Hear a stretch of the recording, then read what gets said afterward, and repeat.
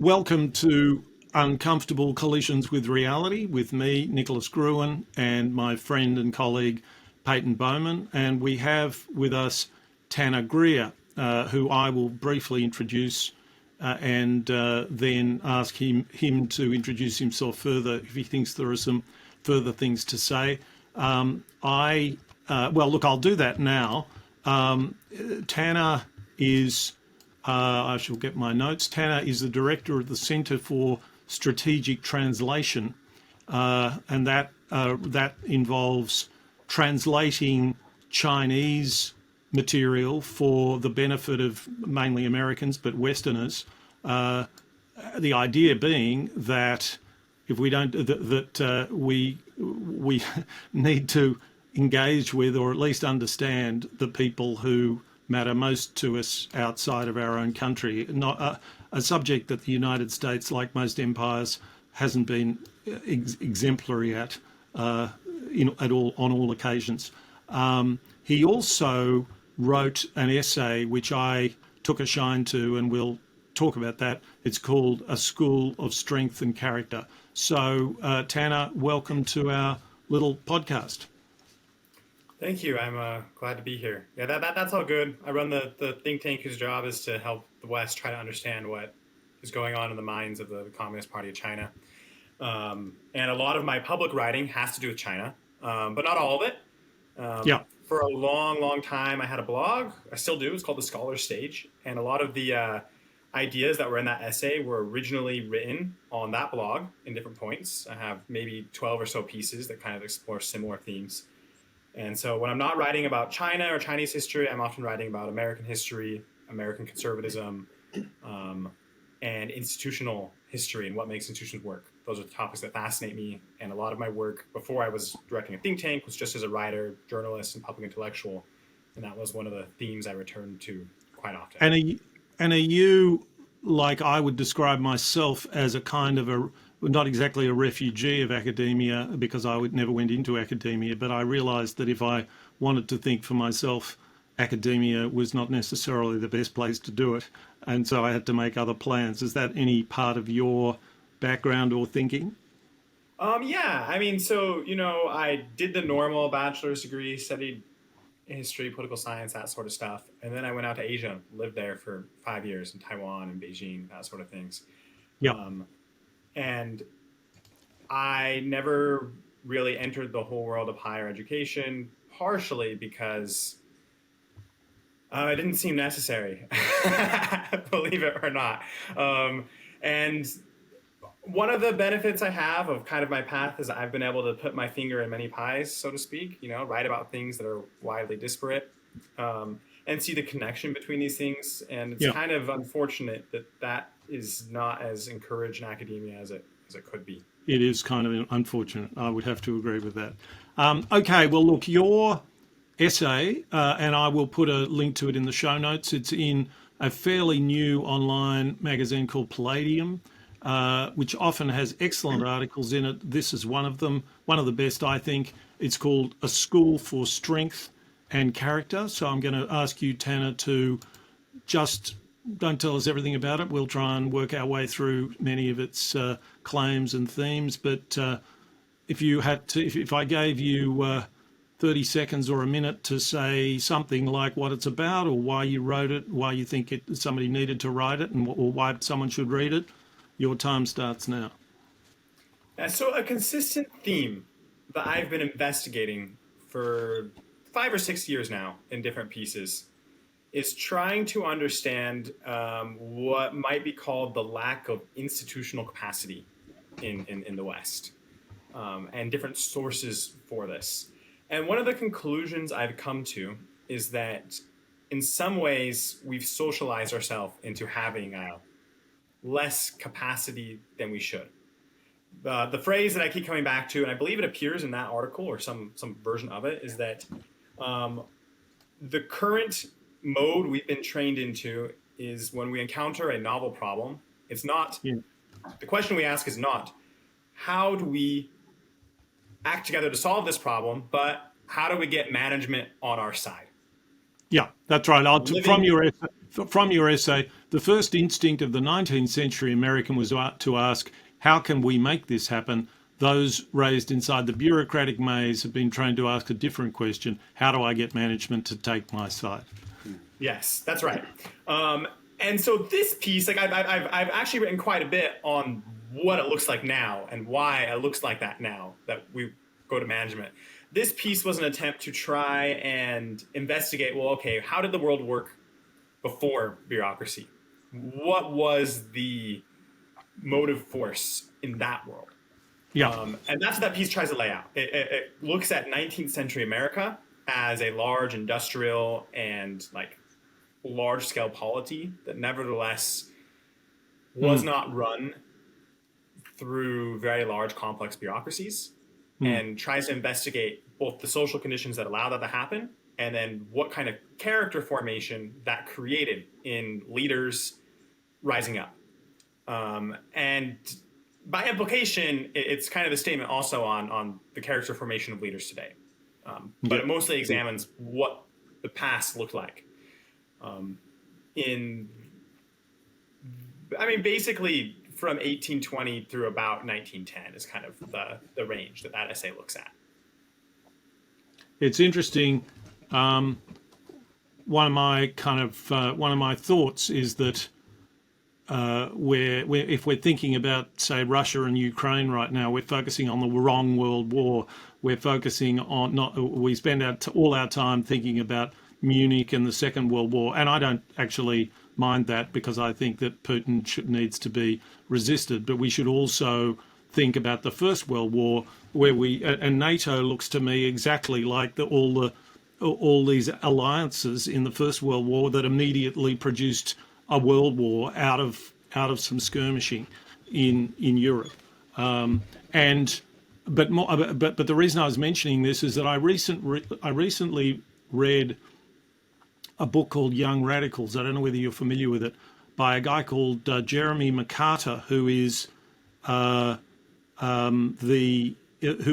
sort of business partner, a collaborator with Lin-Manuel Miranda, the author of Hamilton. Are you familiar with that book? I'm not familiar with it. Forgive me. Yeah, well, it's a pretty interesting book, and it's about. I mean, you have the long 19th century, and then bang, World War One, just smashes everybody's expectations, and just brings about a completely different world. And that, to me, I think is something that is like you looking at 19th century America, just looking at the transformations and looking at the ways people's deep expectations, they just understood very quickly how they'd been dashed. And again, I think that's something similar to that has happened in Westerners' understanding of democracy. I don't think that I think Westerners would, if you introduced an American from Reagan's time or an Australian from Bob Hawke's time, they'd be pretty surprised at how bad things have got as far as governing ourselves is concerned, and how suddenly a lot of that has happened. Anyway, sorry, if you were going to react, please Have you do. read the World of Yesterday by Stephen Zweig? Stefan Zweig. Yeah, It's funny you should mention it. I have, yes, yes. because it has some. He was a close friend of my grandmother. So there you go. Oh, How about that? We're wondering. Some of my cousins wonder just how close a friend he was. Anyway, you go on. know, I just mentioned it because it has similar themes to World War One as kind of the breaking point. I mean, things were Yeah, already. I yeah. actually think that if we're going to make that comparison, and this is far afield from Yes, it my is. essay, but it's not that unrelated to other things I've written about when I look at American conservatives in particular and their debates and stuff. Yeah. We're, in my mind, I think a little bit, if I'm looking at the American perspective, I feel like a lot of where we're at today is not too dissimilar from the 1910s before World War One starts. Uh-huh. Um, all of the disenchantment with like liberal modernity, um, is already in the water before the World War starts, right? You have all these anarchist bombings, SARS are being shot, presidents in America are being shot. You have socialist radicals doing things all over the world. Theodore Roosevelt's giving speeches saying we're literally on the gates of Armageddon. Um, People, I think, actually kind of forget how Yeah, much. And yeah, then there's all yeah. this like new stuff in the water, Freud and Darwin, things like that seem to be eroding the previous conception as individuals, as dignified souls that could then Mm, communicate with each other and then lead to mm, perfection. So it's already starting to degrade. And then World War One like ends it because it's a very very conclusive demonstration that like the world that had been created wasn't leading somewhere good. People are dying, and the material basis of the previous world, like the social structure, the aristocracy and stuff, is kind of completely wiped out in World War One. mm, mm. And so, in my mind, if we're going to really pursue the analogy, like this is why we don't want a war with China, um, I'm, I'm, because I'm, I'm really, really because in favor of trying to avoid wars. You couldn't, just this close to being a pacifist, I'm not a pacifist at all, but by God, you want to go a long way to avoid a really big war. well, yeah, I mean, so this is like people say, oh, there's like fascism in the United States and stuff. And I don't really think so, but I feel like, oh yeah, like if we lost a war with China, there would be. That's kind of like the point. Like the stuff is in the water. It's there. The ideas have emerged. All that's missing is a Great Depression or World War level crisis that would fundamentally break things apart and like unleash these things. That's my if we're gonna kind of make that take. I feel like yeah, we're somewhere similar to where a lot of Europe and even America was in like 1910, intellectually. But Mm. that's kind of far afield from like It is. what It is. is in my essay. Yeah, it Yeah. is. It is. Maybe if you want to, after we've recorded, you might want to shoot me an email and I'll put up another link to some of this stuff if you've got an essay you Yeah, might yeah, want to draw absolutely. our attention to it. I'd certainly be interested to read it. So back to the essay. You talked about institutional capacity. I was thinking maybe we should define that a bit more. Certainly America has, I guess, because America so valued its capability, because America has such a can-do self-image, trying to build infrastructure in America and noticing that it can't be done, it comes as a pretty terrible shock. And also, I mean, I think of the gerontocracy of the late Soviet Union, and then I look at the United States and I see Nancy Pelosi, and at least she's compos mentis. But then we have Dianne Feinstein and Donald Trump and Joe Biden, and it's a pretty ugly story. The next presidential election will be between two people whose average age is 80. That's pretty extraordinary. Yeah, sorry. So, do you want to say something? Yeah, no, like I think if we're thinking about like, okay, what does institutional capacity mean or whatever? There's different ways you could look at it. A very, very popular one, among certain types is to do exactly what you said with the infrastructure, right? I think California just announced a few days ago that they've dropped $8 billion on a high-speed rail, which hasn't had a line of rail actually built yet. And that it might be 90 billion more. It was originally supposed to cost 1 billion. Yeah, yeah, And so incredible. that's an extreme statistic. It seems extraordinary that a country like China can just go and build these out the wazoo, whereas we are struggled to do even a very short Mm, railway line or a tunnel or something like that. mm, Um, and so that's one very dramatic yeah, example that I mm, think people have a very intuitive understanding of. In some cases, it has unique drivers. There's a fair number of people who have written, for example, about what they call the vetoocracy in American life. That there's lots of yeah, there's too many yeah, veto points for things getting done. Too many yeah. communities, too many stakeholders are given a voice, and that's a part of it. But I think there's a whole nother realm of explanation, and maybe a different example helps bring this out. I think it's very instructive to compare the initial months of the 1919 pandemic, the Spanish Yeah. flu in America, with the coronavirus pandemic, Yeah. and how they responded. So when the pandemic started, I started reading some books about past pandemics and stuff just to get a sense of what was going on. One of the ones I read that was very interesting was a book by what's her name? I think it's Nancy Bristow, Mm-hmm. and she describes how at each and every city in the country, um, within a week of there being a Spanish flu case in a city, you would have the creation of an emergency committee. Yeah. Sometimes these are at the state level, other times at the county or city. Most of them are at the city. And on these emergency committees, you had representatives from the state and city health departments, from the Red Cross, the military, usually the churches involved, sometimes the largest businesses in said city, and then often a representative from the national health service that had those uniformed officers back in the day.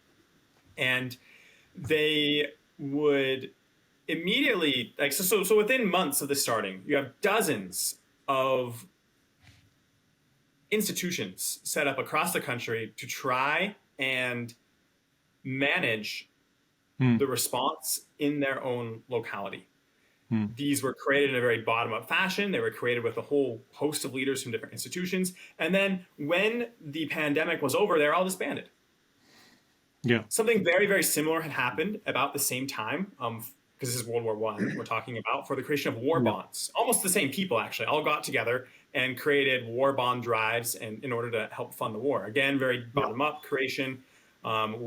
Might have responded to central signals, but not, in a big hierarchical sense. If you contrast this to what happened in America, where for the first 3 months, America, the coronavirus pandemic, for the first 3 months, you had officials, both Democrats and Republicans, denying there was even a problem because they didn't want to deal with it. And then when they did happen, everything just kind of got pushed up to the federal government to deal with. And it was often very, very incompetent. There was not a lot of local capacity. And you could look at, the 1919 ones and say, okay, did they really succeed that much? They weren't that successful because they didn't have a good understanding of germ theory at the time. They couldn't see viruses under microscopes.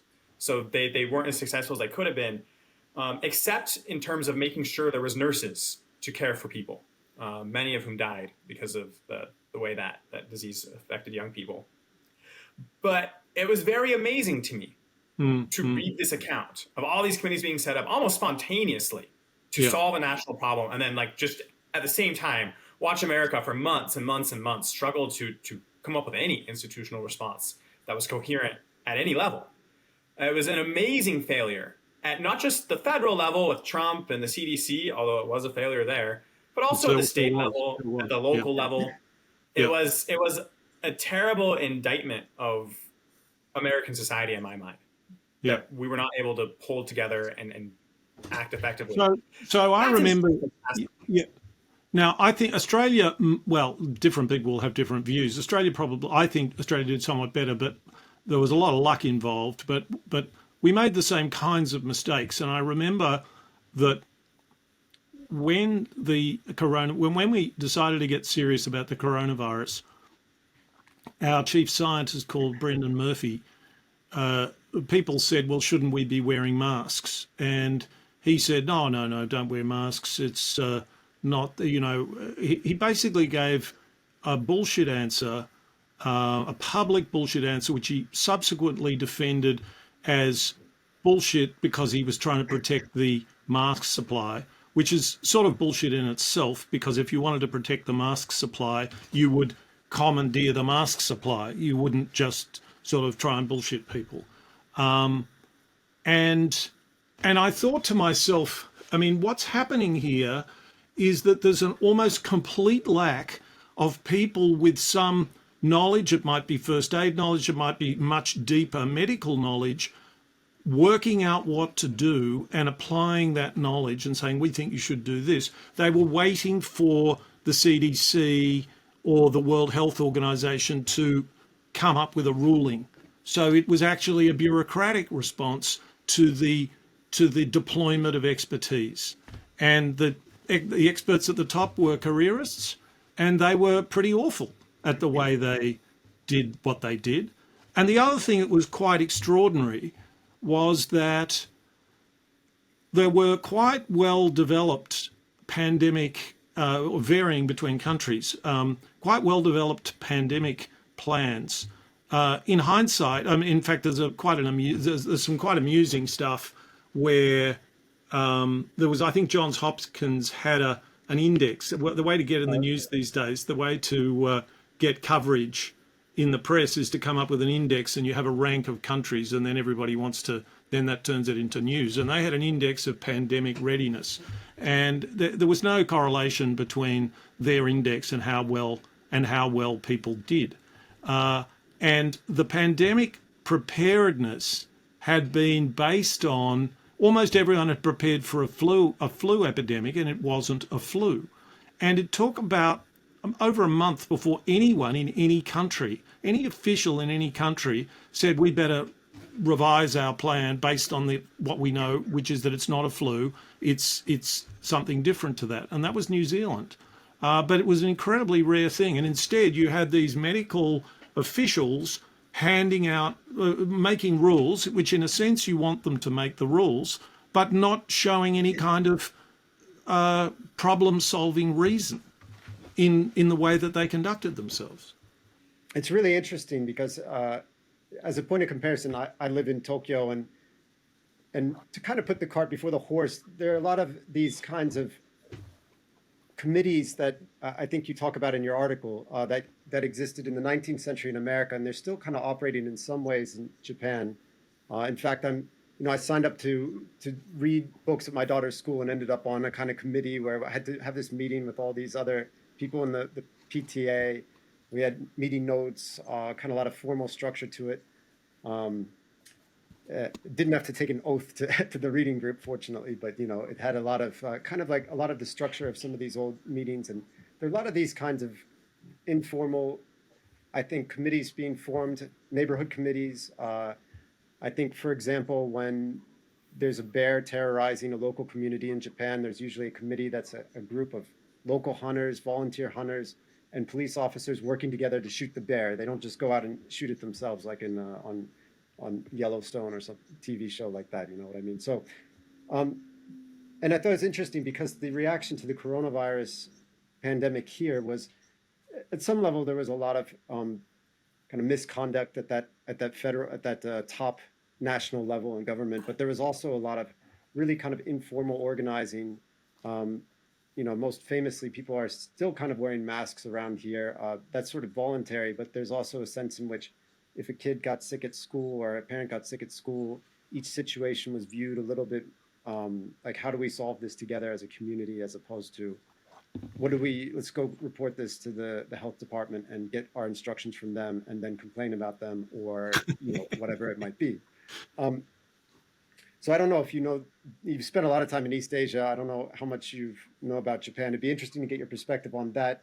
But if not, I think a good thing for us to talk about is how these 19th century organizations operated. And how they're different to modern ones. And effective in building institutional capacity, as we've talked about before.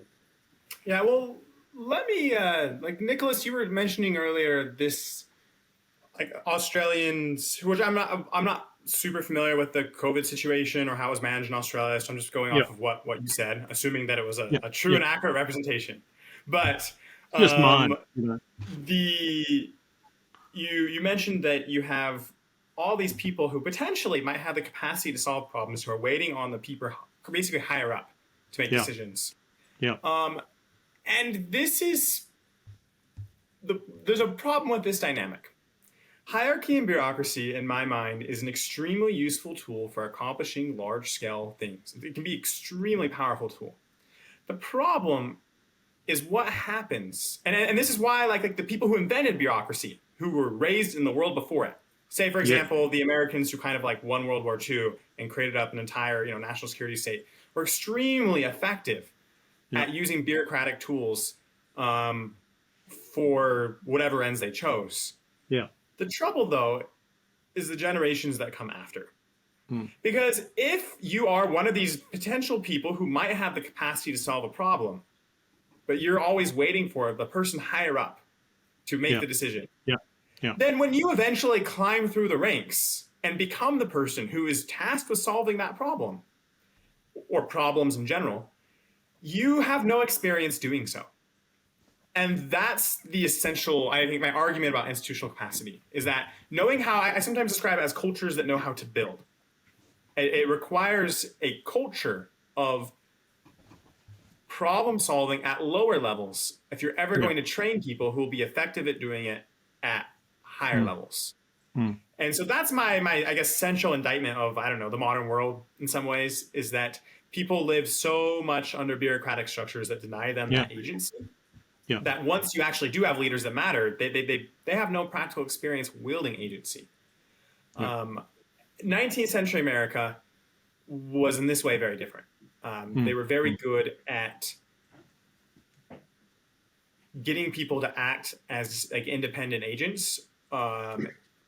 They would usually use the word 19th century, they would have just called it self-government, usually. That's what they would use to describe this phrase. Or sometimes they would use the word independency.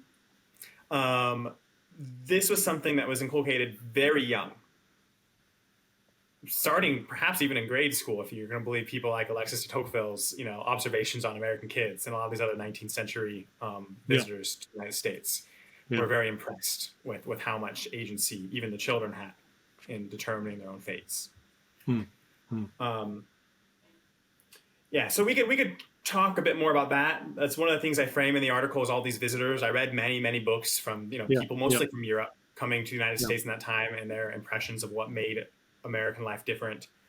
Well, could you talk a little bit about how? So I think people are familiar with the idea of a large organization still today that have these sort of individual chapters, right? Like you could think of fraternities or sororities or something like that. But how is that structure different from an organization that follows, let's say, Peter Drucker's, principles of management or something along these lines? Okay. Well, I think we can even start a step earlier and see kind of how things are built up. In 19th century America was a pioneer country, which meant that if you were to go and settle in Minnesota or Utah, where my ancestors settled, or wherever, you literally had to build every single institution yourself. If there was a police department, if there was a mayor's office, if there was a congregation for church, if there was a school board or a schoolhouse, it's because you yourself got together with a band of fellow citizens in that area and created that thing, be it physical or institutional. This is why I describe them as a culture that builds in some ways, because they themselves were constantly building institutions in a way that I think modern Americans have very little experience with, because we just inherited everything. And a lot of these institutions were of necessity on the local scale. They were, like you said, like the PTA committee. That's just, although PTAs actually are a large membership organization of this structure, but they were built by people bottom up to solve local problems locally. However, 19th century America wasn't limited to that. It had a large number of those, and that was an important part of the story.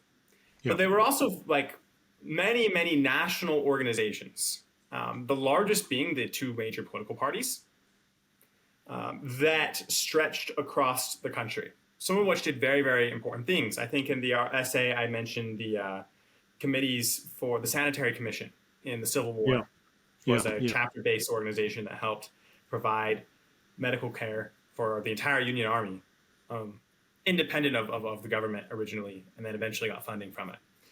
And these organizations worked in a pretty standard way. They were often patterned on each other. By the way, a good book to read about this is Theda Skocpol's Diminished Democracy, which is kind of a history of these organizations from their 19th century peak to their late 20th century fall. And the way chapter-based organizations work is pretty simple. Each locality will have its own chapter. Chapters are usually based geographically. Most chapters had elected leadership, elected at the local level. and these organizations would pay dues to the central level, but most of their dues would cover activities at the bottom. And at each level, you'd have things like the people who are at the very top of these organizations. So if it's like the Christian Temperance Union or something like that, whose goal was to get rid of alcohol consumption or reduce it. Yeah, the goal was either, prohibition. Yeah, well, so they did it through more than one way. They would either do it through prohibition, or the other thing they would do is they go on these speaking tours and try to get people to kind of, like make commitments to stop drinking and stuff. Yeah. In the 1820s, they reduced the temperance movement as a whole was able to reduce the amount of drinking that happened in America by eightfold between 1820 and 1840. And that was without using legal. Is this the same time? Is this the same time as the Great Awakening, or is that a bit earlier? Yes, it is. And many of the Second Great Awakening people were core to this like organizing, explosion. This is also an abolitionism and like anti-slavery organizing. Also comes out of the same intellectual social milieu. But the Christian and the Women's Christian Temperance Union is a later version of that. It's founded a little bit later, but it's off of that same kind of initial foundation. And if you're one of those people, if you're the leader of that organization, your job is basically to constantly tour from locality to locality and train all these lower level leaders, tell them what's working in other places, hold big conferences where you grab all the people together and you talk with each other and stuff. And you might lay out national plans. If you are the leader, you're democratically elected by the leaders below you, who are then in turn chosen by the people below them. And then the people below them are the general membership. But by and large, it's very self-directed at the local level. You're able to have national coherence, but it's not a complete top-down hierarchy. It's almost really building from the bottom up. Yeah, exactly. It's a bottom-up hierarchy, and it's. I mean, I suppose all hierarchies are modular in a way, but it's modular in a sort of behavioural sense. The people who get elected are the people, typically, I imagine, who impress the people that they've been elected from, and that's very different to the rules of a bureaucracy where people get a lot of power at the top and sound chaps, as we call them here, people who are known as a safe pair of hands. They don't have to be chaps, they can be chapettes, but they're people who whose manner is reassuring.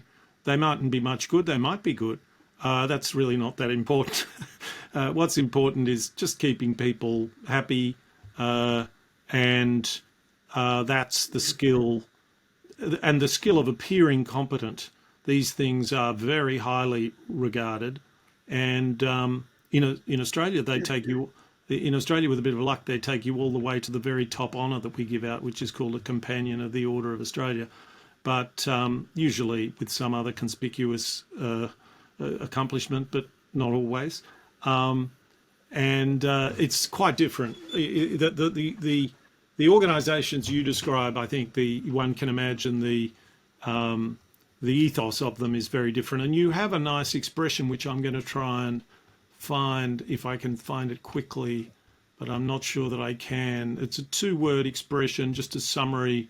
Lodge democracy, you call it. I don't know whether you want to say that's exactly what you're talking about, but that term turns up.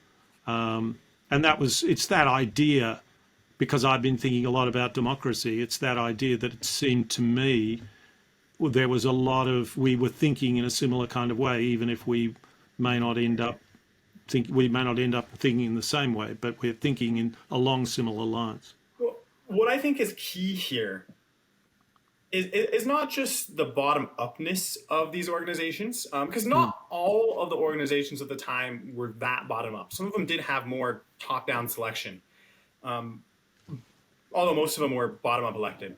But what really, I think, distinguished them from a lot of modern organizations is the extent to which local units were given autonomy.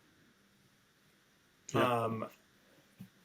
If you were in charge of the local temperance union or the local Elks Lodge or whatever it might be, most of your guys' activities were chosen and directed at your level. And ultimately, there was not a lot of ways to force somebody lower down to do it. And that's important because if we're talking about democracy, this is a word whose meaning, I think, has significantly shifted, especially in the American context, from the 19th century to now. In the 19th century, democracy meant, well, self-government. It meant a large number of people actively engaged in tasks Yeah. of governing or managing like their lives collectively. This Yeah. doesn't happen very much today. I think a lot of politics today, I mean, people vote, but that's one decision every Yeah. so many Yeah. years. If it's something like a national election, that's at a very, very far remove. Your individual voice and actions don't matter very much. Yeah. Whereas if you're doing something like your local elk lodges, charity event for the widows in the town, and you're trying to solve that problem yourself, you are actively engaged in all the tasks of self-government, Yeah. building coalitions, finding solutions.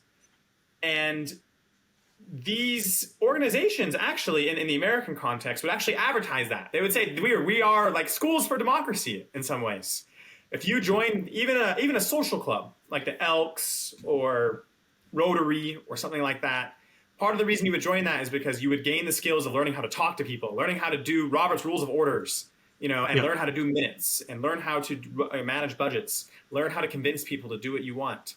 All these like basic skills of effective human decision making as groups of people Yeah. would be trained in these, and then you could then take those skills on to bigger and broader problems. And they explicitly called themselves that, described themselves that way, promoted themselves in such Yeah. terms, even when Yeah. they were really just purely social clubs. Yeah. And this is very different. There's lots Yeah. of reasons for this change, some of them legal. I think one example of this change that I thought was quite sad, 2 years ago, the Sierra Club, the famous American environmentalist organization, removed their ability for local chapters to choose their own leaders. Right, Sierra Club was created at this time. It was created in exactly this time frame that I'm describing. And the reason they Sorry, did well, it, I don't understand that. You're saying that 2 years ago they did this, they changed. So when were they? When did they come? When did they? Oh, they were created in the 19th century. That's what you're saying. yeah. They were created like at the turn of the 19th century. It might have been Yeah. a little bit Yeah. after, before, but John Muir, the famous environmentalist, friend of Teddy Roosevelt, like that's the era in which Gotcha. the Gotcha. Sierra Club was created. And they were originally created as one of these Yeah. large-scale chapter-based organizations. And 2 years ago, as kind of like part of the whole Great Awakening stuff going on in America, it was part of that like internal purges of leftist organizations. They decided to do this, and they did it because if you have local leaders who are deciding local priorities, then you can't be like you can't control whether or not you have some local leaders who That's say, right. actually, we think racial justice doesn't matter as much as like saving some birds or whatever. And that's what happened. Yeah. And then there was also another complaint. Or they might, or they might say something. They might say something more outrageous, which is we do believe in racial justice, but we're not sure that what you're saying will lead to racial justice. Will lead to racial justice. Well, right. They could say that. They could say that we're involved in saving birds. That this isn't like the other organizations do that. Yeah, that's right. They could say, look, I think another thing that happened is there was an allegation of like one of the local chapter leaders had been involved in some sort of like sexual abuse scandal, and that's another reason why this mode of organization has failed. Not because it leads to sexual abuse, but because in a harsh legal regime, where the top is legally accountable for what happens at the bottom. Exactly. Want to, strangle people with HR so that you can avoid legal culpability. And that's an important change that's kind of absolutely. And this is, you see, the sorts of things you're talking about are also, if you read Ezra Klein's book, Why We Are Polarized, it's a very similar story. And he talks about the way in which politics is constantly pushed towards the national, because the media are national, and that's essentially where people get their attention. So this is pushing away from local organisation and towards the national. It's pushing away from local context and towards crude gestures which are instantly legible on the telly. He gives the example, you may remember the name of I think it was a senator, it was in the Senate, I think maybe I'm wrong, is the State of the Union address given in the Senate or the House of Representatives? It's given to both at the same time. Yes, I know that, but what chamber is it given to?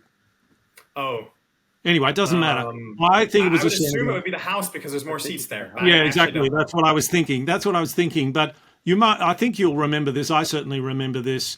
And it was a Republican congressman in the middle of an Obama State of the Union address, and he said, "You lie." And it was pretty outrageous. And it was certainly seen as a breach of tradition. And the guy picked up a couple of $1 million in donations almost immediately because everyone saw it and they thought, good, we want more of that. So tremendously corrosive of both traditions, of local context, and it's also, this is happening at a national level. So when you mention the Great Awakening, I'm thinking that may well be an important part of this development. Yeah, I mean the transition away is it precedes the Great Awakening, but I think the Great Awakening is actually a product of in some ways of this change that we're talking about. This Yeah, yeah, transition from the world of self-organization to the world of bureaucratic management. yeah. And the reason I say that, I have a piece about this. I could send it to you when this is all Please done. do. It's Please called do. Honor, Dignity, and Victimhood: 2 or 3 Centuries of American Political Culture, and it starts with a observation by Bradley Campbell and Jason Manning in their article on what they call microaggressions and moral cultures. I believe they turned it into a book afterwards, and they kind of make the argument that somewhere in the mid 20th century or in the late 20th century, early 21st century, there was a change in the default, what they call moral culture, of like what is held up as good moral behavior in interpersonal relations. In the much distant past, it had been about honor and slights to honor. That's how you regulated it. Starting in the mid 1900s, going through the 20th century, they talk about dignity being the thing that people want to preserve. And if you think about something like the American Civil Rights Movement, a lot of it was about convincing, black leaders convincing black people that they have dignity and can stand up and need to be considered as equals. And that's why you'd come, wearing church clothes and stuff on the march. Yeah. But in the late 21st century, you see a move to the moral person is seen to be the person who is the victim in the situation. Victimhood confers moral authority. And my speculation is, why does this happen? Why does victimhood become such a key part of the way we think about politics today and also about social action? I think it has a lot to do with the fact that we have bureaucracies. Because when your job is to convince management to do something for you, the way that you do this is by demonstrating to those decision makers far above you that you are a victim in need of their aid, that you and your cause needs them to intervene and fix this problem. And if you look at the classic examples of kind of woke agitation, for example, on college campuses in America, this is entirely what it is. It's not say the old civil rights movement where we're going to actually force the Montgomery bus system to concede to our demands by denying them money and doing all these boycotts. It's much more of a no, we're going to appeal to university authorities. Yeah. We're going to create such a ruckus and show that we are in moral need that they'll be shamed or otherwise morally impelled to act on our side and change the rules. I mean, I think the real world force here is what is euphemistically called in management meetings reputational risk. That is, I mean, there's some legal liability questions. It's not. I think the shaming is to use economic jargon, it's an intermediate good. It's not you do the shaming, and then you start the campaign. And there are kind of campaigns of boycotting, but one of the things I thought you were going to say about the boycotting is that if one boycotts the buses, you suffer a lot. But you're trying to get the buses to suffer, but you're suffering a great deal yourself.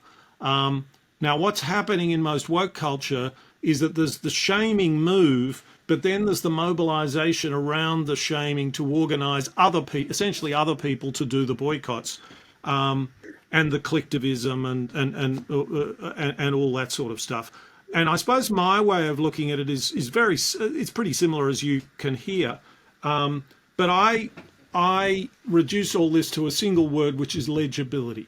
So or to use a nice term which has been used to discuss this from cybersecurity, attack surfaces. So what management will do, so you look for attack surfaces in your opponent's speech, and that's easy. Usually someone will have said something like, surely we can agree that, ... and then a point will be put with particular clarity, and then you can say, oh, well, and then you can work on misrepresenting that. So you're trying to exploit attack surfaces, and by the same token, the managers then try to harden the attack surfaces. So I was asked to do some interviewing. I'll see if I can get it up while I'm speaking. I was asked to do some interviewing of students going to Monash University. Let's see if we can get it up. And I got a list of things that, and then I got a list of things that I must avoid during the interview. Protected attributes. These are the protected attributes. Age, breastfeeding, career status, disability, employment activity, gender identity, industrial activity, lawful sexual activity. Apparently I can ask about unlawful sexual activity. Marital status, parental status, personal association, physical features, political belief of activity, pregnancy or potential pregnancy, race, religious belief or activity, sex, sexual harassment and sexual orientation. Now let's say some of those issues I thought were important for campus life, and the example I often use is breastfeeding. Let's say I wanted to talk to a candidate. I'm not intending to discriminate against her. I'm thinking, all right, well, you've got a baby and you intend to breastfeed it. Let's talk about how you want to manage that. That would be a pretty legitimate thing to do. And if the university was interested in what it is kind of implying it's interested in, which is fairness to such a person, then they would want those conversations to take place. What they are concerned about is the capacity of those conversations to be misrepresented.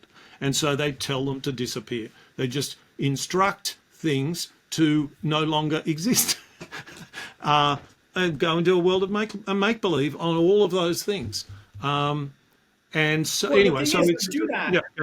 They have to create an entire separate bureaucracy to even just manage that process. Right. And so that's like part of my general view of how we're being socialized and what's kind of wrong is that it's not just that, so some conservatives in America will be like, oh, we have this onerous federal government that's going at everyone people's lives. Yeah. But I think probably a more important development from the perspective of the average citizen is the creation of advanced HR bureaucracies and other corporate rules where your day-to-day behavior is being decided by somebody in a room very far away. Yeah. And that's essentially to give another analogy, I think Alexis de Tocqueville's Democracy in America is a really good look at kind of the old system, right? He was very perceptive in how it worked. And he said, one of the reasons that Americans follow laws, even though they're not bound up in tradition, the way that it was in Europe, is that they feel like they helped create them. Yeah. They feel like they had some say in how things were. And if you are just a modern citizen in a Western level democracy today, you rarely feel that way, neither about the actual laws that govern you, but also just the more regular, terms of service for the social media you use, HR rules for the corporations which hire you or the university you're in. You're ensnared in all these systems that you don't really have any agency over. It's very natural in this environment for you to feel like a victim. Yeah. And really becoming a victim is the only way to change things in this environment, which is why that becomes so core to our politics on both sides, not just the left, but also the right. The right's the great. That's right. The right. Well, that's right. It's all about no. We are agents. We are people with dignity. We are people who are masters of our fate, and we're going to stand up to that. Yeah. A lot of dysfunction in the modern world is people who do not feel like masters of their fate, and their perception is accurate. They're not really. Most of the things that decide their daily life are beyond their scope of control.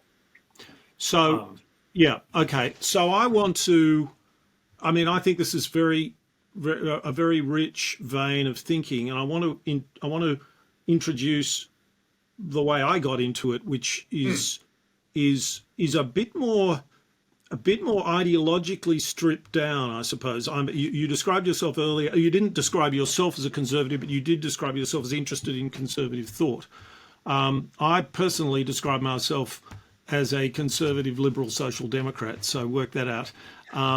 But what I mean by that is that each of these great traditions has something to say, and if you find yourself offending too egregiously against any of them, you should be paying careful attention to what it has to say to you. But I guess my way of looking for solutions is, it's not consciously centrist, but it's consciously anti-ideological. I take ideological thinkers and conservatism and liberalism and social democracy very seriously, but I don't want to come up with a solution which I then have to say to, I mean, one of the things that irritates me, if I had to say where I was on the political spectrum, I would say somewhere to the left of centre in terms of the policies I want to suggest, more strongly to the left in terms of my sympathies, but then lots of quite right-wing people would say that as well. So that doesn't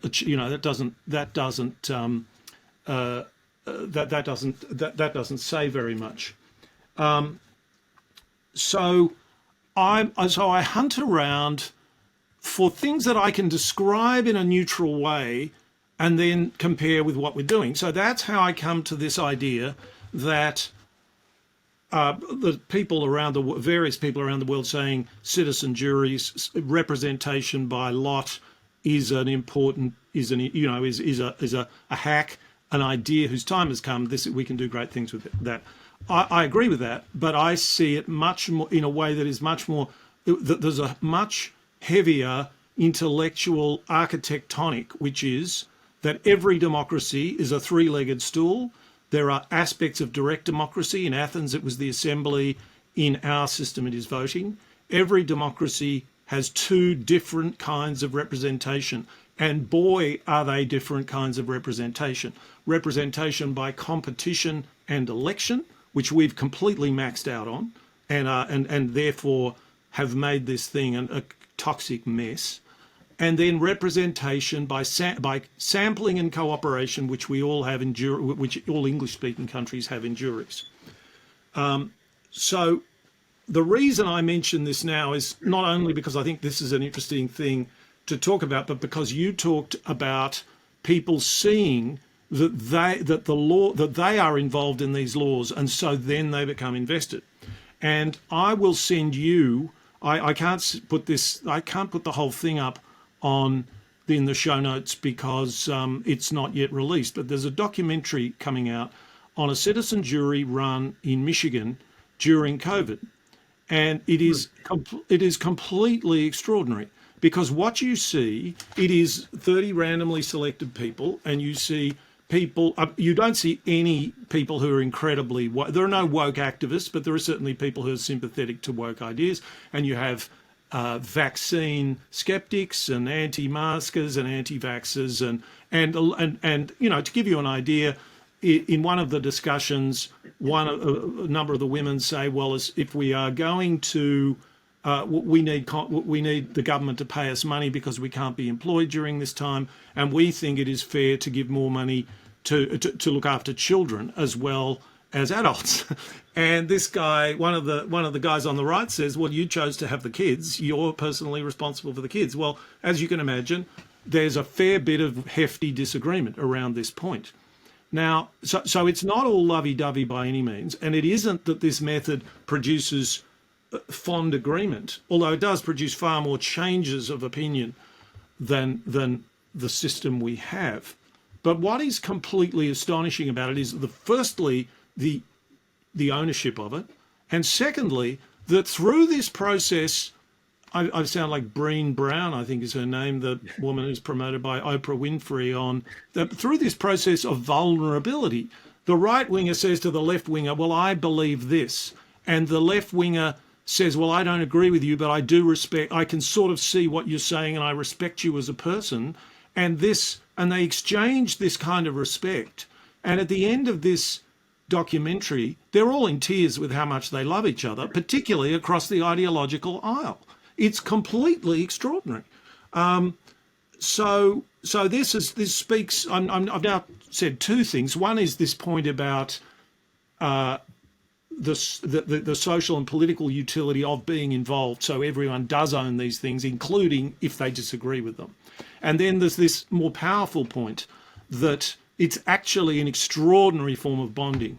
And it's almost because we are still living through the history of that bonding that these democracies that we have, certainly yours, has stayed together at all, really, it seems to me. Do you feel like the random representation, for lack of a better word, is scalable? Yes. And it's scalable in a similar kind of way. So I'll send you, I've written something on this. Firstly, it's scalable in exactly the same way that elections are scalable. That is, if you want to have a citizen assembly to discuss what goes on in San Diego, you get 50 random people from San Diego and you stick them in a room and you get them to meet however often you want them to meet and you find out what they think. If you want to know how to do that for America, you do exactly the same thing, and you have to spend more money, and you probably should have 150 people or something like that. And there are some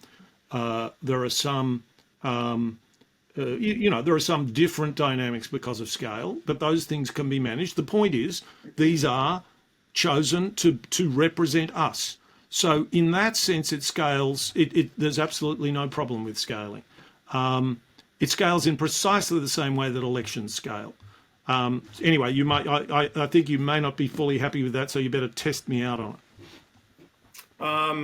No, I'm not. In theory, I like it. And I think that if you can't have the full body of the people, having a random selection in many ways is a better representation than an elected representation, right? And I think it would, as you said, give people more feeling of ownership over it if normal people, normal, exactly. were involved in various parts. My questions are all just, how well can you get this to? Because I mean, my honest answer is I don't think elections scale particularly well. Actually, they don't. They don't. So they scale through national networks of media. That's how they scale, basically. Yeah, and like say in the 19th century version, as we were talking about, they also had elections back then, and it was very organized in this sort of bottom up, like large scale associational network that I think worked a little bit better. Yeah, I think so. But you, at the end of the day, part of the problem is just when you're making decisions for 300 million people or whatever, it's always going to be difficult to have all 300 million of those people feel like, or even the majority of them feel like they have a meaningful thing to say in those decisions. So I think part of the answer has to be thinking very seriously about I agree. Well, where can we devolve issues to a lower level, and where can we have things not be centralized? Like that was one of the other interesting observations that one of these, I think it was James Bryce, who was the English ambassador to America for the better part of a decade back in the 1890s and wrote several books about American politics and stuff. He makes the observation that one of the good things about this like vast swarm of associations that Americans have is that it allows individuals across the country. He essentially says to be, big fish in their own pond. Everybody, like, there's so many different places where one's ambitions can be fulfilled, or one can climb up a little local hierarchy, that you have a lot less conflict. And so when I look at America, when I look at, say, Ezra Klein's polarizing, whatever, I think one of the real problems with nationalizing everything is that you actually reduce the number of like hierarchies ambitious people can climb up. Absolutely and right. Make conflict over a much more vicious. And Patrick Deneen makes this sort of point. The idea that he asks his students where are they going to end up, and how many of them are going to end up going back to the small city they came from and becoming respectable, pillars of that community? And the answer is, well, that's yes, a few might, but that's not valued very much anymore. Well, and to be fair to America, like the United States is in a much better position than many other countries in this regard. Like, if your comparison point is something like, say, England, there's like one city where everyone goes to, and where all the elites of all the industries. One city and one government. One city, one government, one chamber. One city, one government, one chamber, one big cock up, basically. So that I couldn't agree and more. not just the government either, right? Because it's also the financial center and the media center, and all the elites are very incestuous. They're all, whereas in America, it matters that our media elite live in a different city from our political elite, who live in a different city from our tech elite, who live in a different city from our oil elites. And each one has a kind of a separate hierarchy arranged around each one. And that's, I think, a very good thing. American life has become more concentrated over the last 50 years, but it's still better off than many other countries. And I think that's one of our national saving graces. Yeah. So let's just, I might just persevere with this because, of course, when you say does it scale, that gets me to say that I think it would work at the federal level, which I do. But of course, I see it working in precisely the sort of the nested constitutional arrangement that you have. And in that context, let's say, just as a thought experiment, that we rewrite the American Constitution, and just as most or all state constitutions are little replicas of the federal constitution, they're congressional systems, not parliamentary systems, and so on. Let's say that each of these levels, local government, state government, and federal government, is run in this way. I think that the dynamics between these governments will be very different, because in electoral democracy is about for the participants is about the conquest of power. And of course, the thinking among the founding fathers and embedded in the American Constitution is different centers of power. So different centers of power can compete with one another, and that's a kind of second best arrangement to having governments that really try and look after us. They're looking after themselves in competing with one another. Now, if you think, let's say the question is, who should run disaster relief? I'm thinking of Hurricane Katrina, but I don't know why, except that it was such a disaster. But now, if that question is litigated in the current constitutional arrangement, it will be litigated between careerist politicians seeking to claim power and using arguments to do so, often by clearly misrepresenting those people who disagree with them. That's the currency of the game. Now, if you have a bunch of Mr. Smiths come to Washington and Mrs. Smiths come to Washington, and there's 150 of them or 250 of them, they're not going to have that attitude at all. They're there for a year or two, and they're trying to come up with the best answer they can come up with based on their own experience, based on what people say to them, and based on what they hear. They're actually going to be trying to get the right answer. And I think that that's very far from the minds of politicians. And I say that with some respect for them, because I know quite a lot of them. I suppose I'm probably a lot more cynical than you on this. I think that if we imagine this, if this actually happened, as you said, and I'll say this, like the difference between a jury and a deliberative body is that a jury convenes in secret. It's purposely isolated from the outside world in ways that are designed to help it, reach its decision.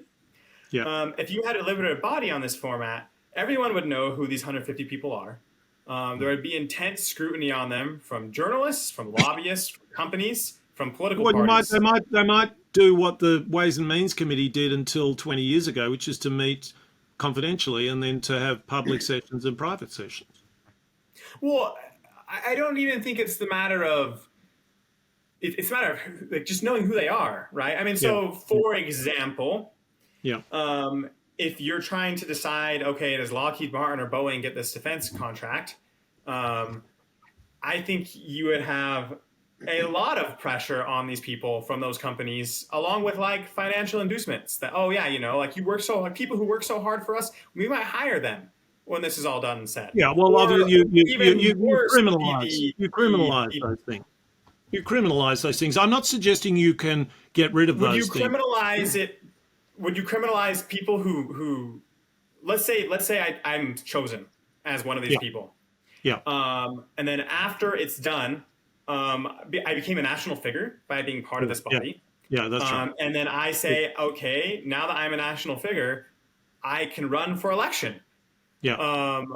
I think that's kind of your issue, is that like by putting them up at the national level, all of a sudden this group of formerly random people Yeah. will now be political media corporate figures that they wouldn't have been otherwise. And Well, well, that well. future, Okay. Slow down a bit. Firstly, I completely agree with you that that's a problem.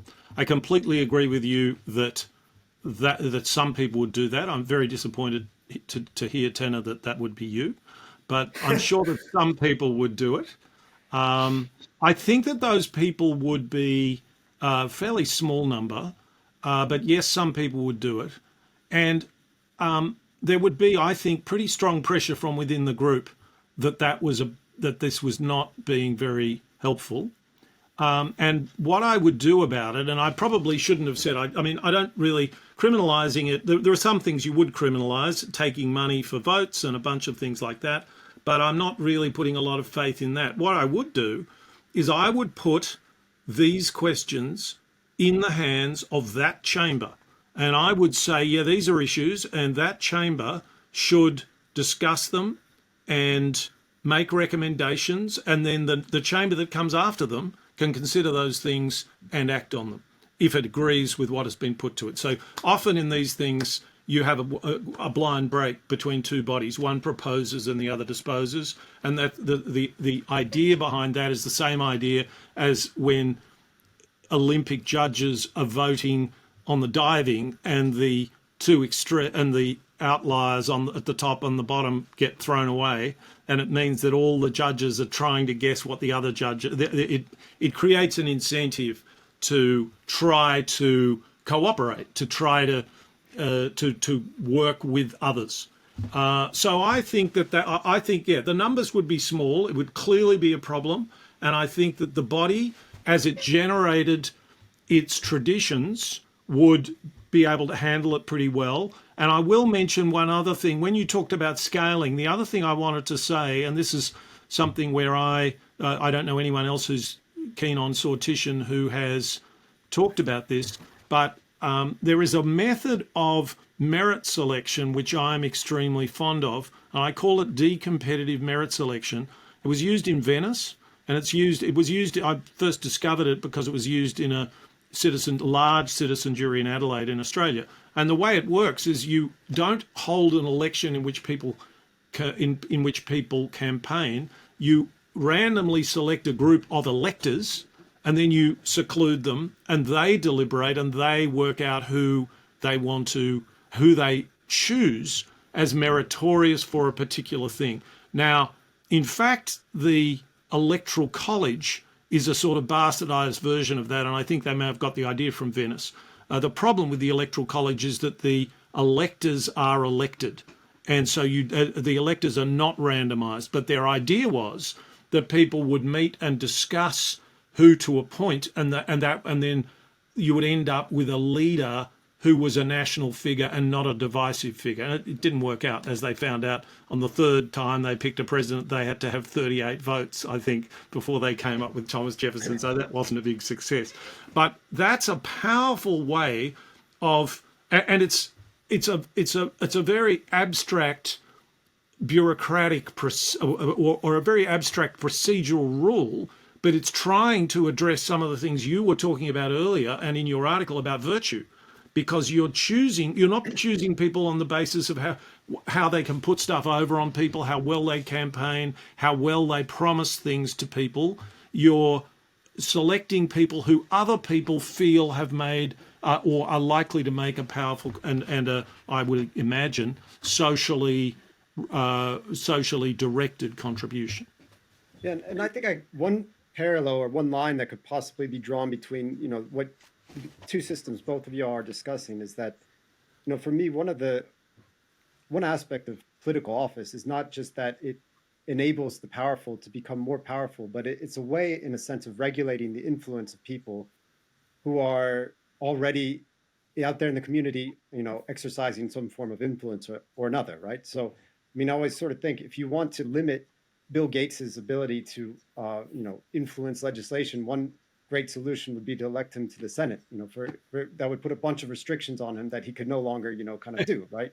So it's sort of like, okay, so now looking at the system in the 19th century, you had all these local communities, and it's like, well, you got the big fish in that community, and he joins the local chapter of whatever it is, the Elks Lodge, and so forth and so on, and that puts him in a system Yeah. where he Yeah. has got to follow the rules of order. He's got to do, whatever it Yeah. is. There's Yeah. someone taking Yeah. minutes, so people who can challenge him in a way that's sort of constructive, and then you build this up to these larger bodies. So I think, Nicholas, you talk about how these bodies would develop traditions Yeah. that would sort of start to regulate people's behavior inside of the jury. Exactly. Yeah. And I think that's very important. There's a strong parallel there, at least from my perspective, that Yeah. could Yeah.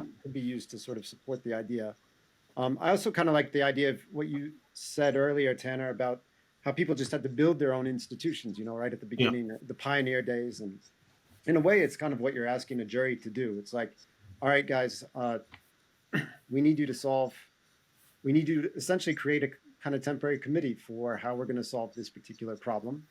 And we're going to give you some rules, but we're not going to tell you how to do it. You guys have just got to do it yourselves. And I think that in some senses, it can be seen as a way of recreating some of the conditions that you were talking about.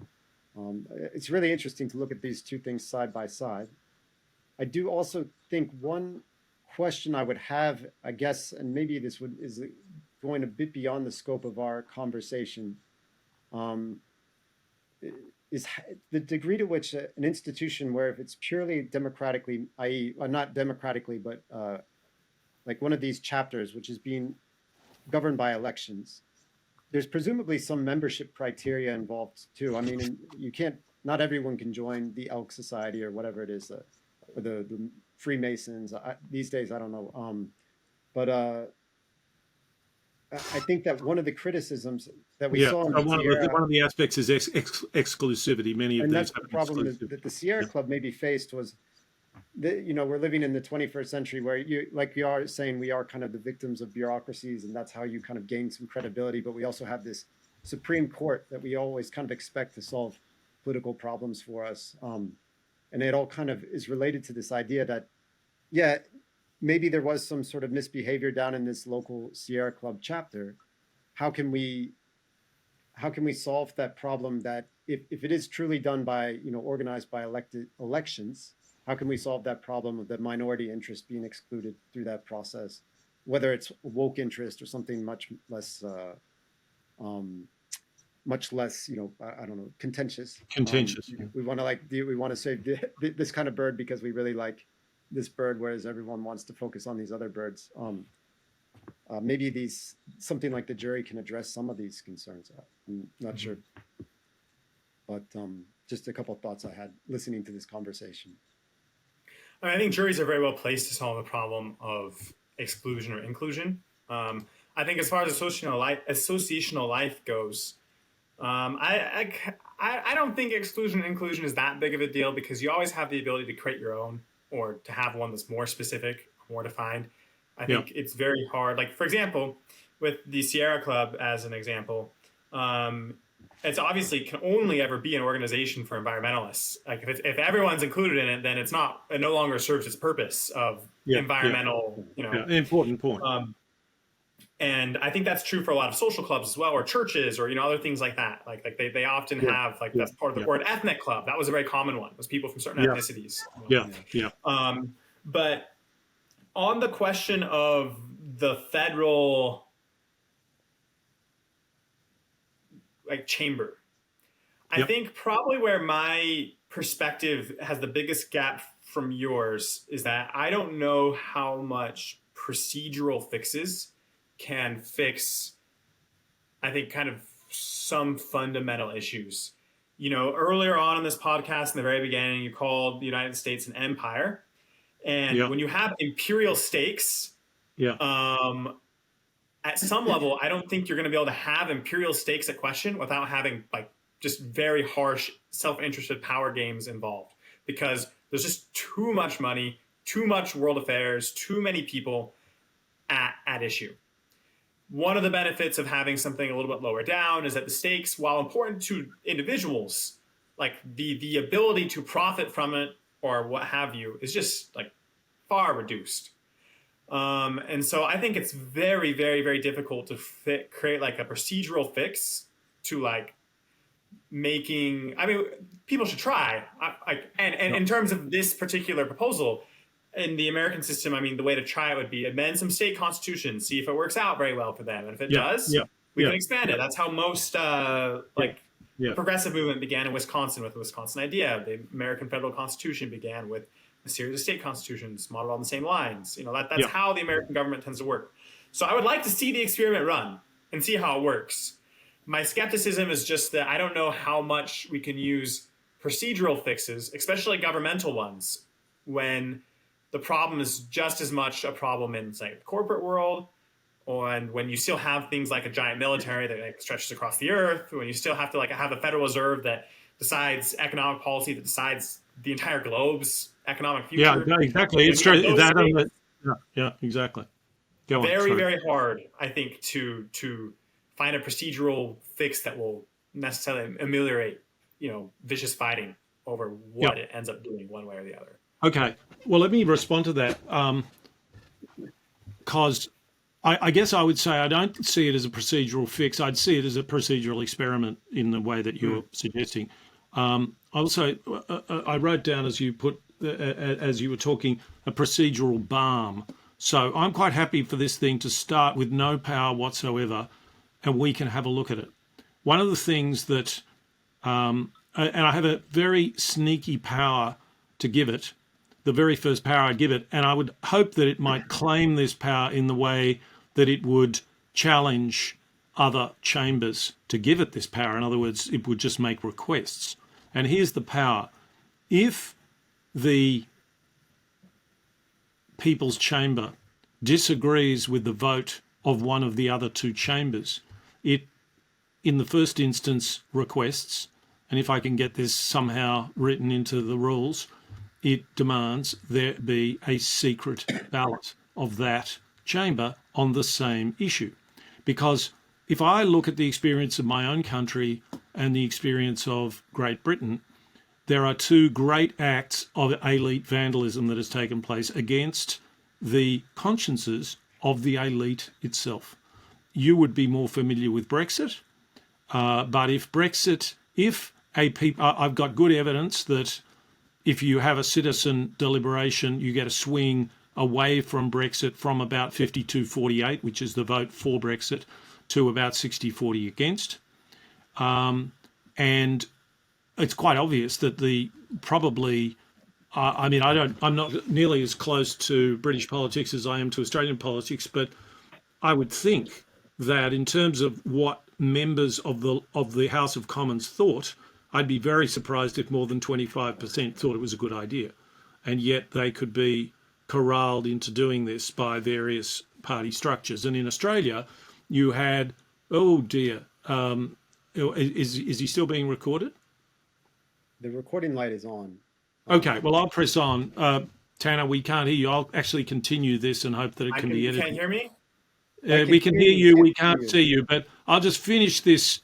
I'll finish this, and then maybe we try and we get you to dial in again, and then we wrap up. So now I've got to try and... Oh, there you are. You're back. In Australia, we abolished carbon pricing. We had one of the best carbon pricing regimes in the world. The Conservative... it will amuse Americans to know that our Conservative Party is called the Liberal Party, and our Liberal Party got into power with a promise to abolish this tax, and as a result, Australians have to pay $12 billion more in tax, in other taxes, because we got rid of that. And it was harebrained, and I'm very confident that a majority of the governing party. It was unanimous among the other parties that this was a terrible idea, and I would imagine a majority of the governing party, the members of it, thought it was a bad idea, and it happened. So that's that's not a fix of much. It's a patch. It's an experiment, and my argument is it can't. It's hard for me to believe that this does any harm. Since we're so obsessed with public opinion, this shows you not the opinion of the public, but the considered opinion of the public. That's something that, as a matter of information, is a valuable thing, and I think it has all sorts of qualities of sanity, which I think it can contribute. So yes, it's not going to solve all these problems, and I think, and on the other side, it's easy for you to say that the sorts of things you're talking about would address deeper cultural problems, and I think I agree with you about that. I just don't know how to bring it about. Well, right. So yeah. That was actually my question too, just about how is it we actually get the it's the procedural balm is not a bad plan, but actually convincing various people to do it is quite difficult. Well, I just want to. If Tanner, find me a billionaire. He can give me $10 million American dollars. I'll set it up. It has no. I don't want it to have any power initially anyway. So we'll just do it the American way, which is we'll have to do it ourselves. We won't ask the government. Your country is much better at doing that than anywhere else in the world, for better and for worse. So there we are. We've got a solution. You're going to help me out. That's not actually, that is a kind of interesting path for it, is create it through private funds, fund it for a few years, have it be purely advisory. Only way you can do it. Only way you'll spend I'll spend the rest of my life talking rather than doing if it isn't done that way. Very that's pretty interesting. So we'll see if we can find you the billionaire. Well, you find me the billionaire. We've got an agreement here. I introduced this talk, this podcast, saying I thought we had some agreement, some creative tension. I think we've demonstrated that. You've just got to find me $10 million a year for 3 years, and you will have done not just for your great country, the great republic, but for the world. And in the meantime, we'll sort of go on with this podcast. But thank you very much for being with us. Thank you for having me. Thank you. Thanks, Tanner.